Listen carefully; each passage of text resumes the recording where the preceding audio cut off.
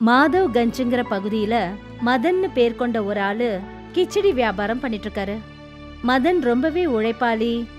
ஆனா அவரு செய்யற கிச்சடி யாருக்குமே பிடிக்க மாட்டேங்குது. அதனால தோல்வி அவரை விட்டு விலகாமலேயே எப்பவும் இருந்தது. இன்னைக்கும் இந்த கிச்சடி விற்கவே இல்லையே. ஒரு வருஷமா இந்த இடத்துல ஒவ்வொரு இடமா போய் கிச்சடியை வித்துக்கிட்டு இருக்கேன். ஆனா இந்த பழைய சாப்பாடை இப்போ இருக்கிற காலத்துல யாரு தான் சாப்பிட போறாங்க? அப்பதான் சம்பக் மதன் கிட்ட வந்து என்ன சொன்னாருன்னா, அட மதன் ஐயா, இந்த கிச்சடியை நாங்கள் எங்கள் வீட்டிலேயே செஞ்சு சாப்பிட்டுக்குவோமே. இப்போ இந்த கிச்சடியை நீங்கள் விற்கிறத விட்டுட்டா நல்லது. வேற ஏதாவது வியாபாரம் பண்ணுங்க, இல்லைன்னா இந்த மாதிரி தான் உங்கள் வாழ்க்கையை கஷ்டப்பட்டு நடத்த வேண்டியிருக்கும். எனக்கு தெரியும் சம்பக், ஆனால் என்கிட்ட அவ்வளோ பணம்லாம் கிடையாது. வேற வியாபாரம் பண்ண, அதோட எனக்கு வயசும் கிடையாது. என்னால் கஷ்டப்பட்டு எந்த வேலையும் செய்யவும் முடியலை. அப்படின்னா உங்களோட வாழ்க்கையே முடிஞ்சு போச்சுன்னு சொல்லுங்க. ஆனால் ஒரு விஷயம் இருக்கு, உங்களால் பசியோடு இருக்க முடியாதுல்ல. ஏன்னா இந்த கிச்சடியை மொத்தமாக நீங்கள் மட்டும்தான் சாப்பிடணும்னு நினைக்கிறேன்.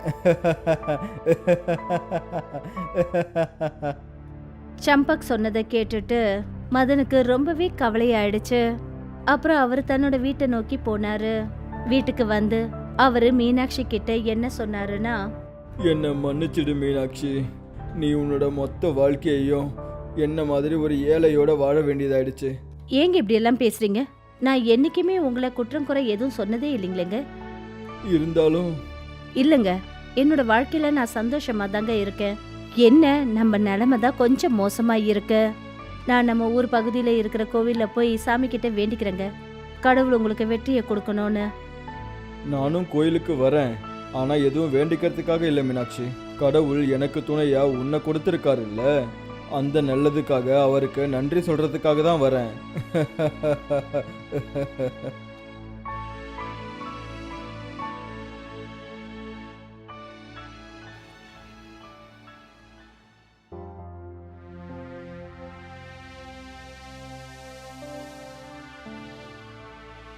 மறுநாள் மீனாட்சியும் மதனும் கோவிலுக்கு போய் அவங்க வேண்டுதலை வேண்டிக்கிட்டு அந்த ஊர் வழியா அவங்க வீட்டுக்கு போய்கிட்டு இருந்தாங்க. அப்பதான் மீனாட்சியோட கவனம் நதி கரைக்கிட்ட ஒரு கல்லு பளபளன்னு மின்னுட்டு இருந்தது. அத அவங்க பார்த்தாங்க. அட, இங்க பாருங்களேன், இந்த கல்லு எவ்வளவு அழகா இருக்கு. இது பார்க்கவே ரொம்பவே அற்புதமா இருக்கு. இத வீட்டுக்கு எடுத்துட்டு போய் அழகா அலங்காரம் பண்ணி வைக்கலாங்க. நீ சொல்ற மாதிரியே செய்யற மீனாட்சி. மதன் அந்த கல்லை எடுத்துக்கிட்டாரு.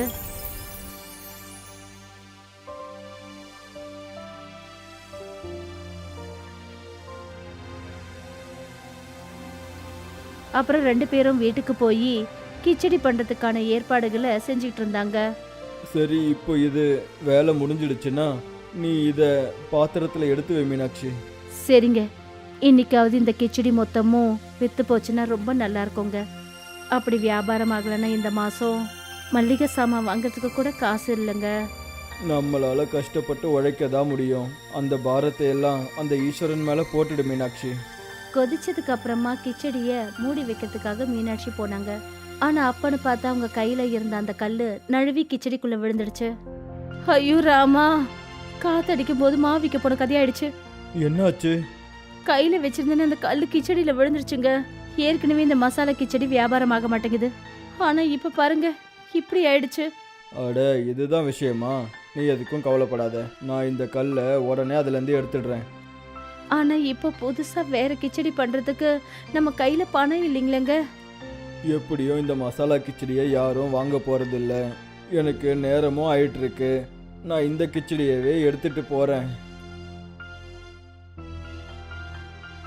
மதன் அந்த மசாலா கிச்சடியை வச்சுக்கிட்டு அந்த இடத்துல நின்னுட்டு இருந்தாரு. அப்புறம் எப்பவும் போல அன்னைக்கும் எந்த ஒரு கஸ்டமரும் வரல. அப்பதான் ஒரு இளைஞன் அந்த இடத்துக்கு வந்தாரு.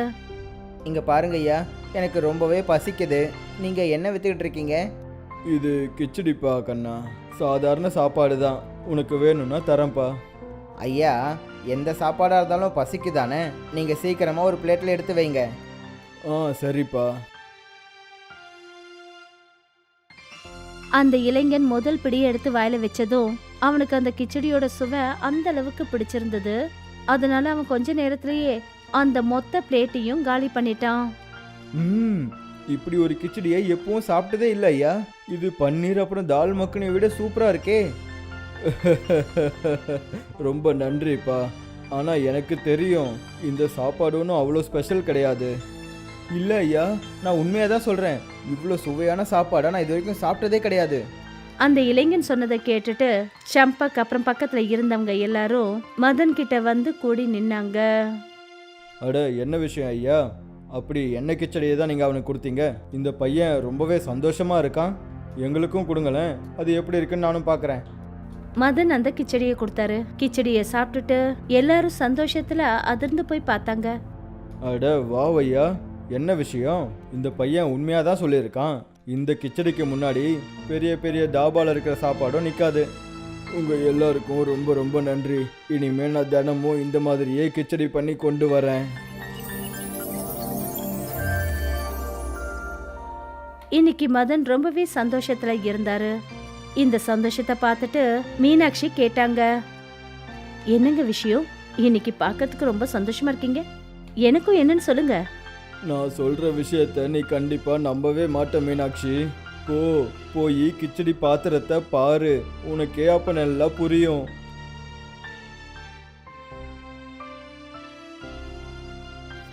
மீனாட்சி கிச்சடி கொண்டு போன பாத்திரத்தை பார்த்தாங்க. சொன்னல உன்னால நம்ப முடியாதுன்னு. வித்துடுச்சு. இருந்த எல்லா கிச்சடியும் மொத்தமா வித்துடுச்சு. ஆனா இது எப்படிங்க நடந்தது? அதைத்தான் நானும் யோசிச்சுக்கிட்டு இருக்கேன். நம்ம தினமும் எந்த அளவுக்கு மசாலாவை போடுவோமோ அவ்வளோதான் இப்போ போட்டோம். ஆனால் இப்போ எப்படி வித்தியாசமாச்சு? வித்தியாசமா என்ன? அந்த பளபளன்னு இருந்த கல் அந்த கிச்சடியில விழுந்தது, அதான். அதனால கிச்சடி இன்னும் மோசமாயிடுச்சு. அந்த கல்லு தான். அந்த மின்ற கல்லால தான் இதோட சுவை இன்னைக்கு அதிகமாயிருக்கு. கண்டிப்பா நம்மளோட பிரார்த்தனையோட காரணத்தால தான் கடவுளோட ஆசீர்வாதமா இருக்கும். அப்படின்னா தினமும் நம்ம கிச்சடி வியாபாரம் ஆகுங்களா? இனிமே நமக்கும் பணத்தட்டுப்பாடு எதுவும் இருக்காதுங்க. இப்போ 1 மாசம் கடந்துடுச்சு.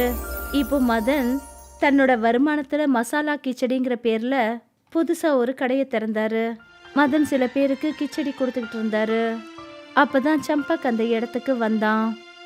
அட ஐயா, என்ன உங்கள் நிலமே மாறிடுச்சு?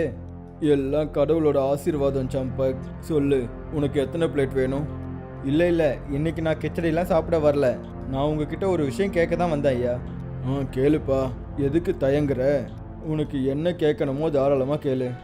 அது ஐயா, என்ன நான் இதுக்கு முன்னாடி உங்ககிட்ட அப்படி பேசுனதுக்காக என்னை மன்னிச்சிடுங்க. எனக்கு இப்போதான் எல்லாமே புரியுது. சாதாரண சாப்பாட்டுலேயும் எவ்வளோ சுவை இருக்குன்னு. இந்த காரணத்தால தான் நான் இதை எப்படி செய்யணுங்கிற வழியை தெரிஞ்சுக்கலான்னு வந்திருக்கேன். சரிப்பா. மதன் சம்பக் கிட்ட அந்த பளபளப்பான கல்லோட விஷயத்த தவிர கிச்சடி செய்யறதுக்கான விதிமுறைகள் எல்லாத்தையும் சொன்னாரு. சரிங்க ஐயா, சரி. இப்போ நான் இங்கேருந்து கிளம்புறேன்.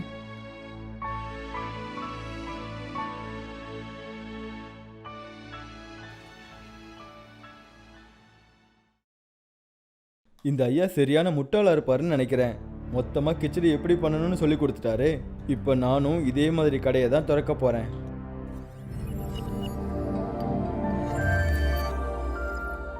மறுநாள் மதன் தன்னோட கடைக்கு வந்தாரு. அங்க பார்த்தபோது சம்பக் சரியா மதனோட கடைக்கு பக்கத்துல புதுசா ஒரு மசாலா கிச்சடி கடையை வச்சுட்டாரு.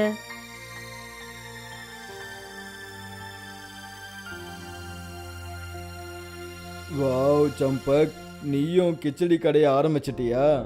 இப்போ உங்களுக்கு ரொம்பவே பொறாமையாக இருக்கா ஐயா? நீங்கள் தான் எப்படி செய்யணும்னு சொல்லிட்டீங்கல்ல. இல்லை, அப்படியெல்லாம் இல்லை.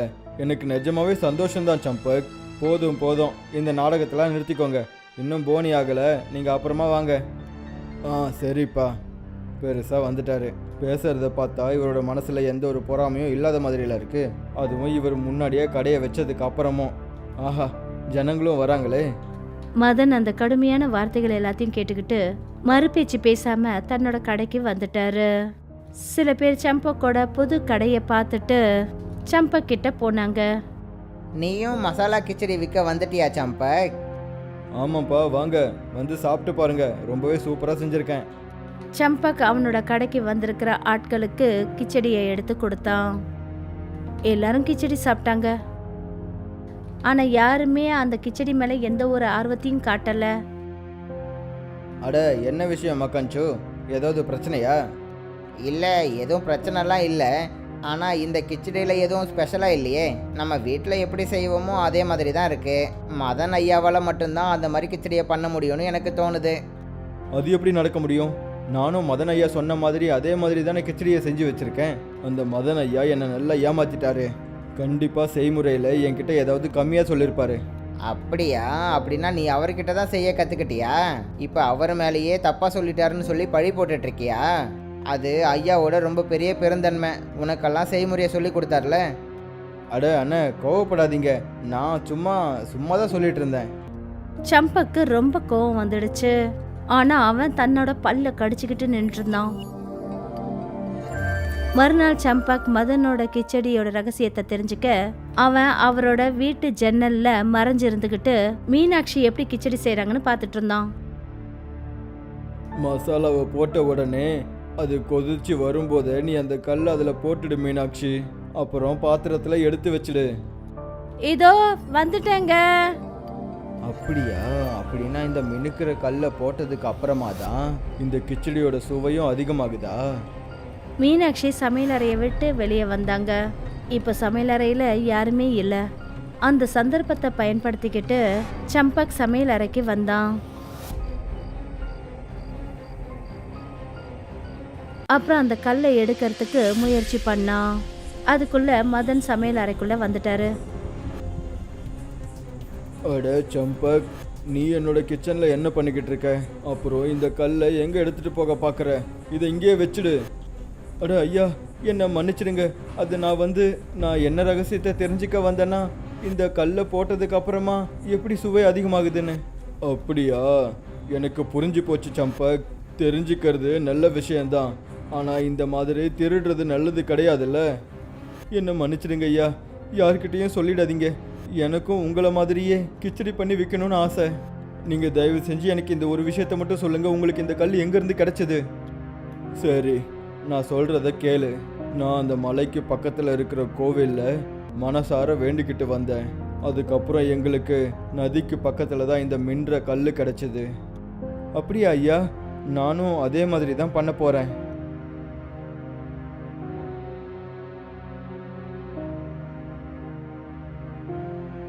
அந்த பெரியவங்களோட யோசனையே ரொம்பவே வித்தியாசமாக இருக்குல்ல. ஒரு தடவை கிச்சடி செய்யறத கற்றுக்கிட்டேன். இருந்தாலும் அந்த மின்ற கல்லை பற்றின விஷயத்த எல்லாத்தையும் சொல்லிட்டாரு. சம்பக் சரியா அதே மாதிரி செஞ்சான். மதன் எப்படி சொன்னாரோ அதே மாதிரி வேண்டுதலை வேண்டிக்கிட்டதுக்கு அப்புறமா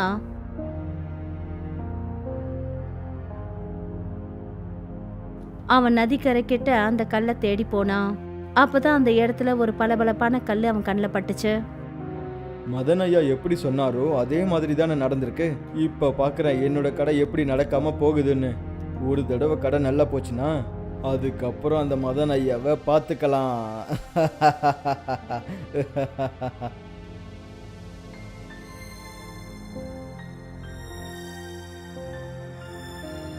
சம்பக் தன்னோட கடையில நின்னுக்கிட்டு எல்லாருக்கும் குரல் கொடுக்க ஆரம்பிச்சான். அப்பதான் அந்த இடத்துக்கு மக்கஞ்சு வந்தாரு. வாங்க வாங்க, இந்த உலகத்திலேயே ரொம்ப சுவையான கிச்சடியை சாப்பிடுங்க. வாங்க வாங்க. என்ன விஷயம் சம்பக்? இன்னைக்கு வேற ஏதாவது புது செய்முறையை திருடிட்டியா? அட சாப்பிட்டு பாருங்க. இதை நானே செஞ்சேன். அப்புறம் நானும் சாப்பிட்டு பார்த்தேன். அப்படியா? கொடுப்பா. நீ என்ன புதுசாக செஞ்சிருக்கன்னு நானும் பார்க்குறேன். இந்தாங்க சூடான மசாலா கிச்சடி. மக்கஞ்சு ஒரே ஒரு பிடி எடுத்து வாயில வச்சாரு. அங்க கிச்சடிக்கு பதிலா மண் டேஸ்ட் தெரிஞ்சது. அப்புறம் அவர் வயிறெல்லாம் பயங்கரமா வலிக்க ஆரம்பிச்சது. ஐயையோ, நீ என்ன எனக்கு சாப்பிட கொடுத்த? நான் உன்னை பற்றி கம்ப்ளைண்ட் பண்ண போகிறேன் சம்பக். அட அண்ணன், நீங்கள் என்னை மன்னிச்சிடுங்க. நான் எதுவும் பண்ணலையே. இதை நானே சாப்பிட்டு பார்த்தனே. அப்பதான் மதன் கையில தண்ணியோட அந்த இடத்துக்கு ஓடி வந்தாரு. இந்த தண்ணியை குடி மக்கஞ்சு.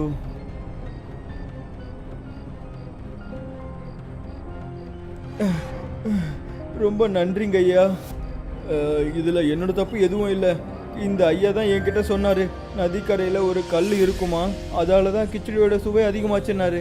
இந்த விஷயத்தில் யாரோட தப்புனா இருக்குன்னா அது நீ மட்டும்தான் சம்பக். நீ என் மேலே பொறாமப்பட்டு என்கிட்ட செய்முறையே கேட்ட. என்னோட கல்லை திருடுறதுக்கு முயற்சியும் நீ பண்ண. ஆனால் ஈஸ்வரனை உன்னால் எப்பவும் ஏமாற்றவே முடியாது. மதன் சொன்னதை கேட்டுட்டு சம்பக்கு தன்னுடைய கெட்ட குணங்கள் அப்புறம் தான் செஞ்ச தப்பு புரிய ஆரம்பிச்சது. இந்த சம்பவத்துக்கு அப்புறமா மதனோட வாழ்க்கை நிம்மதியா இருந்தது.